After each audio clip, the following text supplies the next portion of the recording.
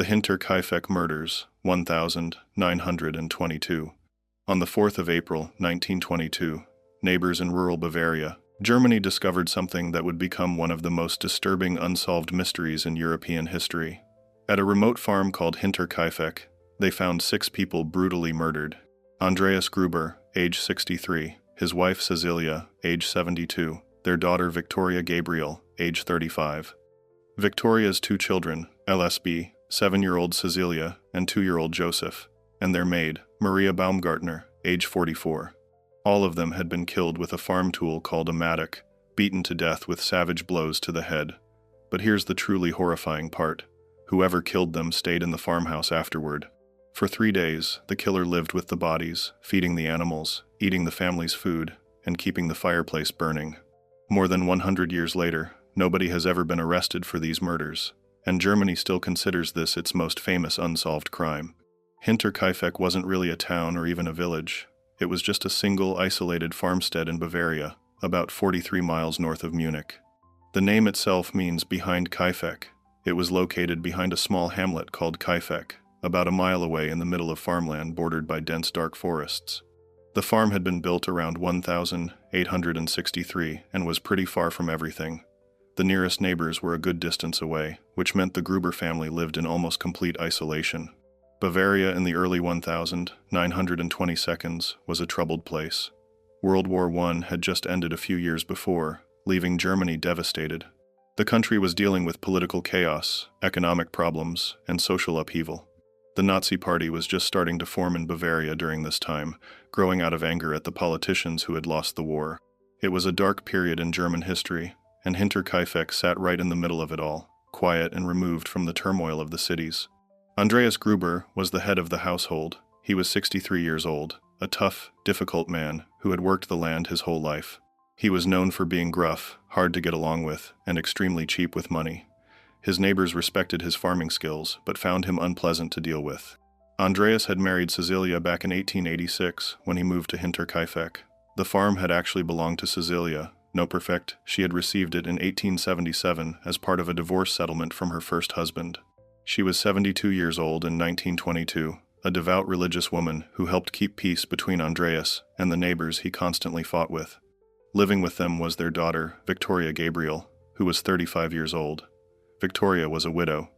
Her husband, Karl Gabriel, had supposedly been killed fighting in World War I at the Battle of Arras in December 1914, though his body was never recovered.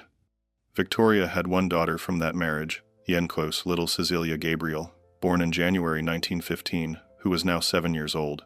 But Victoria also had a son, 2-year-old Joseph, and his father was unknown. Or at least, that's what people said publicly. The truth was much darker and more complicated. Back in 1915, Andreas and Victoria had been convicted of incest. It turned out they had been having a sexual relationship from 1907 to 1910. Andreas served 1 year in prison for this crime, while Victoria only served 1 month. The scandal rocked the small rural community. Everyone knew about it. Everyone talked about it. The Gruber family became outcasts, marked by shame. When Victoria's son Joseph was born in 1919, people whispered that Andreas was the father again through continued sexual abuse.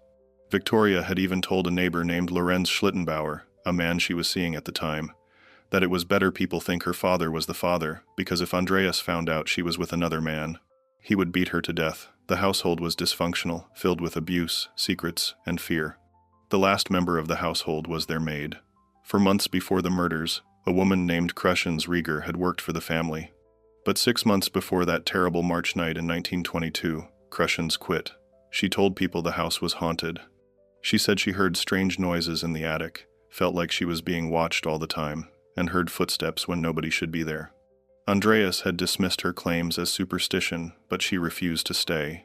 Finding a new maid wasn't easy because of the family's terrible reputation, but eventually they hired Maria Baumgartner, a 44-year-old woman who arrived at the farm on the afternoon of the 31st of March 1922, just hours before the murders would begin. The farm itself was typical for the region. There was a main house where the family lived, with bedrooms and a kitchen. There was a large barn where animals were kept and where farm equipment was stored. The 2 buildings were connected, so you could walk from the house to the barn through a stable area without going outside. This detail would become crucial because it's how the killer lured the family to their deaths. Life at Hinterkaifeck followed the rhythms of farm work. Andreas and Victoria did most of the labor, tending crops and animals. The children helped where they could. Cecilia, at 72, was mostly responsible for the house. They were relatively well off for farmers. They had money saved up, owned the land outright, and lived comfortably by rural standards. But they were also isolated, suspicious of others, and wrapped up in their own dark family secrets. The community around them was small and tight-knit. In rural Bavaria, everyone knew everyone else's business. Church was the center of social life. Missing church on Sunday was noticed. Children missing school was noticed. Mail piling up was noticed. This watchfulness would eventually save the discovery of the bodies, but it would come too late to save any lives. In the months leading up to the 31st of March 1922, strange things started happening at Hinterkaifeck. These weren't just odd coincidences. They were clear signs that something was wrong, that someone was watching the family, maybe even living on the property without their knowledge. It started with Crescens Rieger, the family's maid. For 6 months before she quit, she complained about strange sounds coming from the attic. Late at night, she would hear footsteps above her, slow and deliberate, pacing back and forth. When she mentioned it to Andreas, he said she was imagining things. But the feeling of being watched never left her. She felt it when she worked in the kitchen. She felt it when she walked from the house to the barn. Finally, she couldn't take it anymore and quit, telling people the farmhouse was haunted by ghosts. People in the village laughed at her superstitions, but Crescens knew what she heard. She knew something was there. Then, in March 1922, about a week before the murders, Andreas found a newspaper from Munich lying on the property. Nobody in the family had bought it. Andreas thought maybe the postman had dropped it by mistake, but when he asked around, he learned that none of their neighbors subscribed to that particular Munich paper either. How did it get there? Who brought it? Andreas couldn't explain it, but it bothered him. Around the same time, something even more disturbing happened. One of the family's house keys went missing, just disappeared. They searched everywhere but couldn't find it. In a small farmhouse with only 2 keys, losing one was a serious problem. It meant someone else might have access to their home. Then came the footprints in the snow. Just days before the murders, Andreas went outside and noticed tracks in the fresh snow. They led from the dark forest directly to the farm's machine room. He followed them carefully. The tracks went right up to a door that had a broken lock. But here's the terrifying part. There were no footprints leading back out. Someone had walked from the forest to the farm, but they never left. Or at least, they didn't leave the same way they came in. Andreas told his neighbors about the footprints. He showed them where the tracks led. The neighbors offered to help him search the property, to check every building and every hiding spot, but Andreas refused. Maybe his pride got in the way. Maybe he didn't want people poking around his property. Maybe he thought he could handle whatever it was himself. But he turned down their help, and that decision may have cost 6 people their lives. That same night, after finding the footprints, the family heard sounds from the attic again. Andreas grabbed a lamp and went up to investigate. He searched carefully but found nobody up there. Yet the noises had been real. The whole family had heard them. What Andreas didn't know, or maybe didn't want to admit, was that someone had been living in their attic. When the farm was eventually demolished, they found hay and straw disturbed in the attic, showing where someone had been sleeping. The person who would become their killer had probably been living above them for days, maybe even weeks, watching them, learning their routines, waiting for the right moment. On the afternoon of Friday, the 31st of March 1922, Maria Baumgartner arrived at Hinterkaifeck. Her sister had escorted her there from their home and stayed for a short visit before leaving. Maria's sister was almost certainly the last person outside the family to see any of them alive. Maria had only been hired because the family was desperate for help. Most people in the area refused to work for the Grubers because of their reputation, but Maria needed the job, so she agreed to come work for them. She had no idea she was walking into a death trap. That evening seemed normal at first. It was a Friday night, the end of a long week of farm work. The family would have had their evening meal together. The children would have been preparing for bed. Andreas might have been planning the next day's work. Maria was probably getting settled into her new position, learning where things were kept, meeting the family she would be working for. But someone else was there too, hidden in the attic or somewhere else on the property, watching, waiting, ready to kill. What happened next was brutal and methodical. The killer didn't attack in a frenzy. This was planned. This was controlled. This was someone who knew exactly what they were doing. Investigators believe the murders began around 6 or 7 p.m. on Friday evening, March 31st. The killer somehow lured the family members one by one from the house into the barn. Maybe there was a noise that sounded like a sick animal. Maybe the killer claimed something was wrong with the livestock. Whatever the reason, the victims walked unsuspecting from the safety of the house, through the connecting stable area, and into the barn, where death was waiting. Andreas Gruber was likely first. At 63, he was the strongest member of the household and the biggest threat to the killer. The killer attacked him with a mattock, a farming tool with a wide blade on one side and a pointed pick on the other, used for breaking up hard soil and removing weeds. The killer used the blunt side to strike Andreas in the head multiple times. His face was completely destroyed, with cheekbones protruding through shredded flesh. The blows were so severe that his skull cracked. He died almost instantly. Next came 2-year-old Cecilia. The killer probably told her something had happened to Andreas, that she needed to come to the barn right away. When she arrived, the killer struck her 8 times on the right side of her head. 8 separate blows. This was overkill, more than necessary. The killer was taking out anger, hatred, or rage on this elderly woman. She also showed signs of strangulation. She died quickly from the head trauma. Then came Victoria, the 5-year-old daughter. She was lured out the same way, maybe told her parents needed help. The killer hit her 9 times on the right side of her head and face. 9 separate impacts. She also had strangulation marks on her neck. The killer was making absolutely sure she was dead. There was personal hatred in these attacks, a level of violence that suggested the killer knew the victims and wanted them to suffer. The last one killed in the barn was 7-year-old Cecilia, the little girl named after her grandmother. This is where the case becomes truly heartbreaking. The killer struck her once on the right side of her face with the mattock, crushing her jaw, but she didn't die immediately. The killer then used an iron band, a piece of metal farm equipment, and to hit her again, trying to silence her. Still, she lived. In desperation or cruelty, the killer took out a pocket knife and cut her throat. But even that wasn't enough to kill her instantly. Little Cecilia lay there in the barn, among the bodies of her mother, grandfather, and grandmother, slowly dying. She was conscious for hours. The autopsy showed that she had pulled out clumps of her own hair in pain and terror before finally succumbing to her wounds. She lay there suffering, probably calling out for her mother who would never answer, bleeding and in agony, until death finally took her.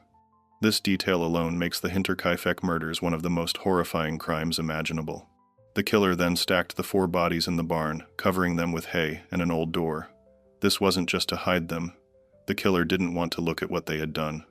There was actually an attempt to bury the bodies right there in the barn, but the ground was frozen solid.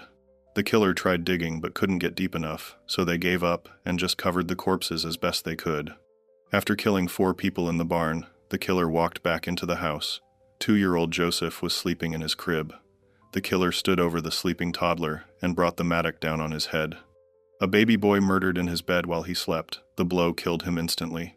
Maria Baumgartner, the maid who had only arrived that afternoon and had worked for the family for just a few hours, was in her bedroom. She probably heard something, the killer moving through the house, or maybe the sound of little Joseph being killed. Whatever she heard, it wasn't enough warning. The killer entered her room and struck her with the mattock. She died in her bed, murdered on her very first day of work at Hinterkaifeck. 6 people were now dead, an entire family, plus an innocent maid who had just happened to arrive on the wrong day.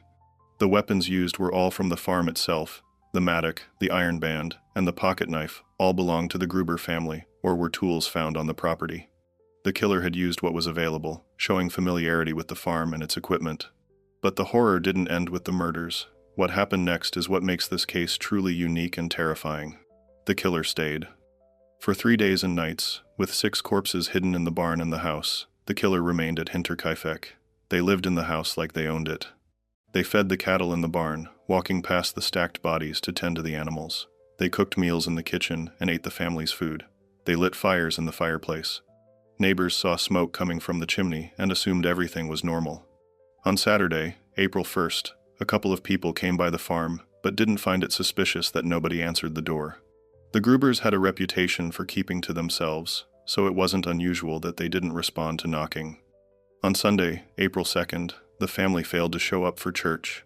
This was more unusual, as they were regular churchgoers, but people thought maybe someone was sick or they had too much work to do. Young Cecilia didn't come to school on Monday or Tuesday. Still, no alarm bells went off. Teachers and neighbors were starting to wonder, but nobody actually went to check on the family yet. On Monday, April 3rd, a repairman named Albert Hoffner came to Hinterkaifeck to fix an engine. He knocked but got no answer. He heard only the farm animals and the family dog howling from inside the barn. He waited for over an hour for Andreas to show up. When nobody came, he just started his repairs anyway, working for about 4.5 hours. He never looked in the barn. He never saw the bodies. He completed his work and left, not realizing he had been just yards away from a mass murder scene. The killer was probably still there during some of these visits, hiding, watching from windows, maybe even upstairs or in the attic while people knocked on the door.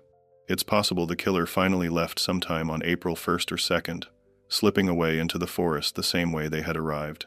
Immediate aftermath. By Tuesday, April 4th, people in the community were genuinely worried. Little Cecilia had now missed school for several days with no explanation. The family had missed church, which was completely out of character. The mail had been piling up at the post office uncollected, which was unusual. A neighbor named Lorenz Schlittenbauer decided it was time to actually check on the family.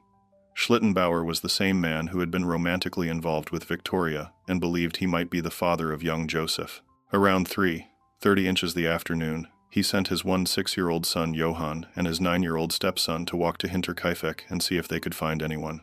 When the boys returned without success, Schlittenbauer gathered 2 other men, Jakob Siegel and Michael Pohl, and headed to the farm himself. They arrived around 4 p.m. Finding the front door locked, they walked around to the barn.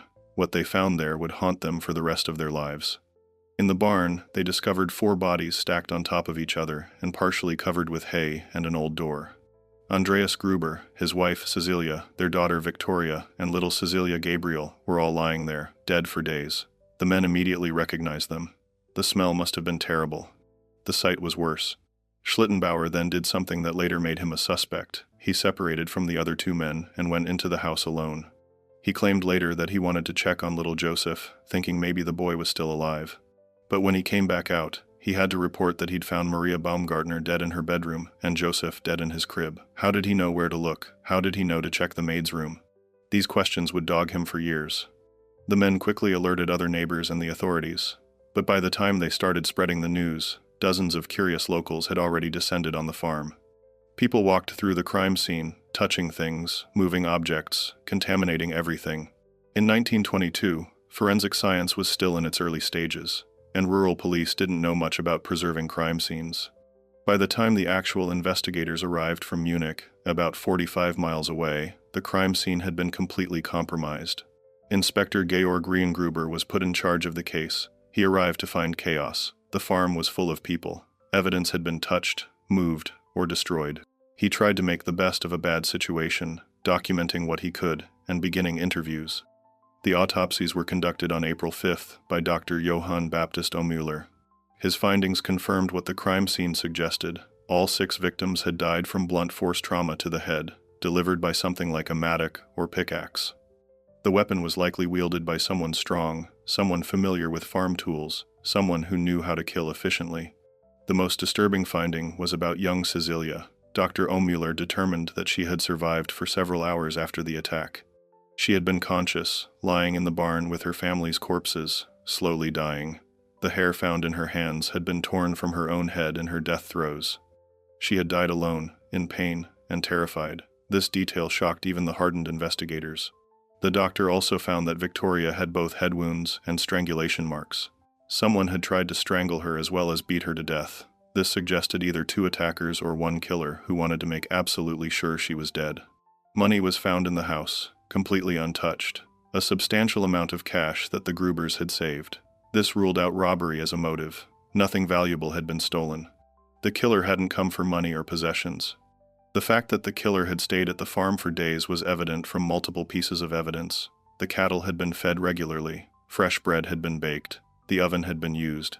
A neighbor had seen smoke from the chimney. Meals had been prepared and eaten. The calendar in the house had been turned to April 1st, showing that someone had been there the day after the murders.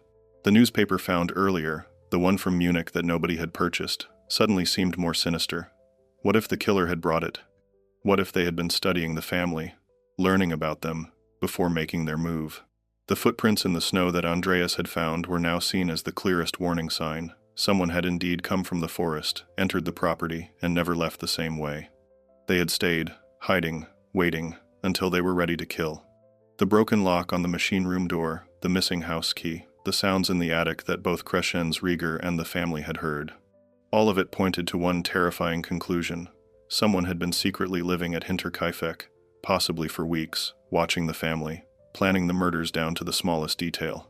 The investigation uncovered more disturbing details. 2 figures had been seen near the farm at 3 a.m. on April 1st, the night of the murders, by a farmer named Simon Reislander. When the strangers saw him, they turned away so he couldn't see their faces. Who were they? Were they the killers? Or just travelers who happened to be passing by? Another witness, Michael Pluckel, passed by Hinterkaifeck on April 2nd. He saw smoke from the oven and noticed that when he got close, someone inside the house shined a lantern in his eyes to blind him. Then the person quickly moved away. Pluckel also reported that the smoke had a revolting smell, leading some to speculate that the killer might have been trying to burn evidence, but this was never investigated properly. As word spread through Bavaria, people were horrified. The brutality of the killings, the mystery of who did it, and especially the fact that the killer had stayed in the house with the bodies, it was the stuff of nightmares. People locked their doors for the first time, parents kept their children close, everyone looked at their neighbors with new suspicion. The investigation into the Hinterkaifeck murders would go on for years, with dozens of suspects questioned and over 100 people arrested at various times. But despite all the effort, nobody was ever charged with the crimes. Lorenz Schlittenbauer was the first and most obvious suspect. He had a complicated relationship with the family. He had been Victoria's lover and claimed to be Joseph's father, though he later refused to pay child support. There had been plans for him and Victoria to marry, but Andreas had interfered and the relationship ended. Schlittenbauer had then married someone else, but that baby had died in infancy, adding to his grief and possible rage. When he discovered the bodies, his behavior was suspicious. He had separated from the other men and entered the house alone. He seemed to know exactly where to find the bodies of Josef and Maria. He showed unusual familiarity with the house layout for someone who was supposedly just a neighbor. When questioned, he made odd statements that suggested he had inside knowledge of the crime. In 1925, 3 years after the murders, Schlittenbauer was found visiting the demolished site of Hinterkaifeck. When asked why he was there, he made a strange comment about how the killer had tried to bury the bodies in the barn but couldn't because the ground was frozen. How did he know that detail? Nobody had mentioned it publicly. Was he speaking from knowledge, or just making an educated guess as someone familiar with farming and frozen ground? Despite the suspicions, there was never enough evidence to charge Schlittenbauer. He had alibis for parts of the time in question. No physical evidence linked him to the scene. He couldn't be definitely placed at the farm during the murders. Before he died in 1941, Schlittenbauer successfully sued several people for slander who had called him the murderer of Hinterkaifeck. He went to his grave denying any involvement, though many people believed he was guilty. Another suspect was Victoria's supposedly dead husband, Karl Gabriel. He had been reported killed in World War I in 1914, but his body was never found. Some people theorized that Karl hadn't died at all. Instead, he had faked his death to start a new life, maybe in Russia or somewhere else. Then, years later, he came back to Germany. When he arrived at Hinterkaifeck and found his wife living with her father in what might have been an incestuous relationship and found a child, Joseph, who wasn't his, he flew into a rage and killed everyone. This theory gained some traction after World War II, when German prisoners of war returning from Soviet captivity claimed they had met a German-speaking Soviet officer who claimed to be the Hinterkaifeck murderer. Some thought this officer might have been Karl Gabriel, but when these prisoners were questioned more carefully, they changed their stories or couldn't provide details, making the whole thing seem unreliable. Plus, 2 soldiers who had served with Gabriel testified that they had personally identified his body on the battlefield in 1914. A man named Adolf Gump was also investigated early on. He was identified as a suspect within a week of the murders being discovered because of his connections to a far-right paramilitary group called the Freikorps Oberland. These groups were violent and often acted above the law in the chaos of post-World War I Germany. But no evidence connected Gump to the crime, and that lead went nowhere. Some investigators looked at Anton and Karl Bickler, 2 brothers who had worked at Hinterkaifeck as seasonal farmhands during potato harvests. Their sister was Crescens Rieger, Chalena, the maid who quit claiming the house was haunted. According to some accounts, on her deathbed, Crescens told a priest that she believed her brothers had committed the murders. She said they hated Andreas Gruber, particularly because he was such a harsh boss during their work at the farm. Add in the widely known incest scandal, and they had reasons to despise the family. But again, no solid evidence emerged, and the brothers were never charged. In a bizarre twist, police even consulted psychics and clairvoyants. The victims' heads were removed and sent to Munich, where fortune tellers and mediums attempted to use them to identify the killer through supernatural means. This was actually not that unusual for the time. Many police forces in Europe experimented with psychic detectives in the 1,920 seconds. But of course, it led nowhere except to the heads being lost. During World War II and its aftermath, the skulls vanished. When the family was buried, they were buried without their heads. To this day, nobody knows where those skulls ended up. The farm itself couldn't be left standing. Nobody would live there. Nobody would work the land. Local people believed it was cursed. In 1923, just 1 year after the murders, Hinterkaifeck was demolished. During the demolition process, workers made disturbing discoveries. Hidden in the attic, they found the Massacres murder weapon, covered in dried blood. It had been carefully concealed. They also found a penknife hidden in the hay in the barn, likely the knife used to cut young Cecilia's throat. These discoveries came too late to help the investigation much, but they confirmed that the killer had hidden the murder weapons before leaving. A small concrete memorial was erected near where the farm had stood, commemorating the 6 victims, but the land remained empty. To this day, nothing has been built there. It's just an empty space in the Bavarian countryside, marked by that small memorial, a place where unspeakable evil occurred over 100 years ago.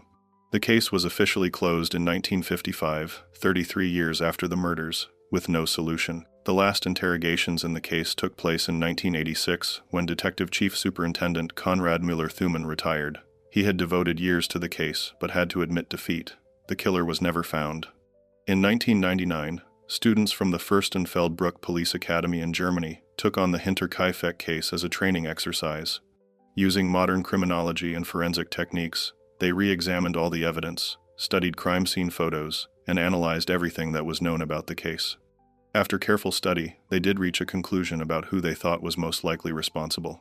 Then, in 2007, German police announced that they believed they knew who committed the Hinterkaifeck murders.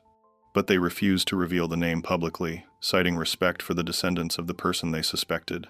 This decision was controversial. Many people felt that after 85 years, the truth should come out. But the police held firm, saying that since the suspect was long dead and couldn't be prosecuted anyway, there was no public interest in naming them and potentially hurting their family members who were still alive. This refusal to name the suspect has only added to the mystery and kept the case alive in public imagination. Was it Schlittenbauer after all?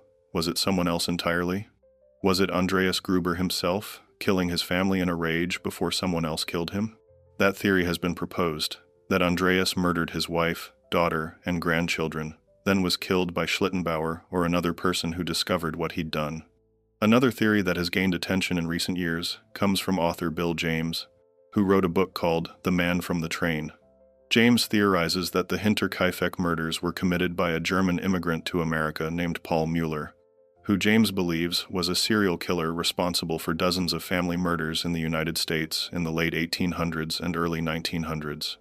According to this theory, Mueller returned to Germany around 1912 to escape detection in America and committed the Hinterkaifeck murders in a pattern similar to his suspected crimes across the Atlantic. The similarities include isolated families killed with farm tools, bodies being stacked, and no apparent motive. But this theory remains speculative, with no solid evidence linking Mueller to Bavaria in 1922. The Hinterkaifeck murders have become part of German cultural memory. Countless books have been written about the case. Documentaries have been produced. Websites are dedicated to solving the mystery. Amateur detectives around the world continue to analyze the evidence and propose new theories. It's become Germany's most famous unsolved crime, a mystery that has lasted over a century.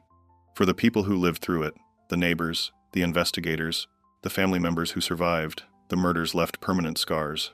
The community was shattered. The idea that someone could commit such brutal crimes, then casually live in the house with the bodies, feeding animals, and cooking meals as if nothing had happened, was almost impossible to process. It suggested a level of cold-bloodedness that was deeply disturbing. The case also highlighted the limitations of early 20th century police work. The crime scene was contaminated. Evidence was lost or mishandled. The heads of the victims were removed for pseudoscientific purposes and then lost entirely. Key witnesses weren't interviewed properly. Suspects weren't investigated thoroughly enough. In the chaos of post-World War I Germany, with its political instability and resource shortages, rural police forces simply weren't equipped to handle a case of this complexity. What makes the Hinterkaifeck murders so enduringly frightening is the combination of extreme violence, careful planning, and the utterly cold behavior of staying with the bodies. This wasn't a crime of passion. It wasn't a robbery gone wrong. It wasn't a random attack. Someone planned this. Someone had probably been watching the family for weeks, hiding in their attic, learning their routines. Someone lured them to the barn one by one and systematically killed them. Someone then stayed in their house, surrounded by corpses, living normally as if they owned the place. The warning signs were all there. The footprints in the snow leading to the farm with none leading away. The mysterious newspaper from Munich. The missing house key. The sounds in the attic. The previous maid's complaints about feeling watched. But Andreas Gruber, whether from pride, stubbornness, or fear, didn't act on these warnings. He refused help from neighbors. He didn't report anything to police, and his family paid the price. The motive remains unclear after all these years. Was it revenge? Was someone angry about the incest scandal? Was Schlittenbauer seeking retribution because Victoria was suing him for child support? Was it Karl Gabriel returning from the dead to punish his wife? Was it a stranger, a drifter, maybe Paul Mueller, who killed for reasons we'll never understand? Was it even Andreas himself, taking his family's lives before ending his own? We know a killer or killers walked from the dark Bavarian forest to Hinterkaifeck on a cold March night in 1922. We know they were strong enough and skilled enough with farm tools to kill 6 people efficiently. We know they were cold-blooded enough to stay with the corpses for days. We know they were familiar with the farm's layout and knew how to care for livestock. We know they had the nerve to stay while visitors came by, hiding in plain sight. But we don't know who they were. We don't know exactly why they did it, and we probably never will. The Hinterkaifeck murders stand as a reminder that some crimes, no matter how carefully investigated, may never be solved. Time erases evidence. Witnesses die. Memories fade. What seemed clear in 1922 is murky in 2025. The passage of 103 years has turned the case from a police investigation into a historical mystery, from a crime to be solved into a story to be pondered. On the 31st of March, 1922, 6 people were brutally murdered at an isolated farm called Hinterkaifeck in Bavaria, Germany. The victims were Andreas Gruber, 63, his wife Cecilia, 72, their daughter Victoria Gabriel, 35, and her children Cecilia, 7, and Joseph, 2. Plus maid Maria Baumgartner, 44, who had arrived just hours before the murders. Strange occurrences beforehand. The previous maid quit 6 months earlier, claiming the house was haunted after hearing footsteps in the attic. Days before the murders, Andreas found footprints in the snow, leading from the forest to the farm, but none leading away. A mysterious Munich newspaper appeared that no one had purchased. A house key went missing. The family heard noises in the attic, but Andreas found no one when he searched. The murders. The killer lured Andreas, Cecilia, Victoria, and young Cecilia to the barn one by one and killed them with a mattock farm tool. 7-year-old Cecilia survived for hours, pulling out her own hair in agony before dying. The killer then entered the house and murdered Joseph in his crib and Maria in her bedroom. Most disturbing detail. The killer stayed at the farm for 3 days after the murders, feeding animals, cooking meals, and keeping the fireplace burning while living with the 6 corpses. Bodies were discovered the 4th of April 1922, when neighbors noticed the family missing from church and school. Suspects: Lorenz Schlittenbauer, Victoria's ex-lover who may have fathered Joseph, acted suspiciously when discovering bodies. Karl Gabriel, Victoria's supposedly dead WWI husband, may have faked his death and returned. Andreas himself may have killed his family before being killed. Over 100 people were arrested over the years. In 2007, German police claimed they knew the killer, but refused to name them out of respect for descendants. The farm was demolished in 1923. The victims' skulls were removed for psychic investigation and lost during World War II. The case remains officially unsolved after 100+ years, Germany's most famous cold case. If you enjoyed the video, make sure to subscribe, and I'll see you in the next video.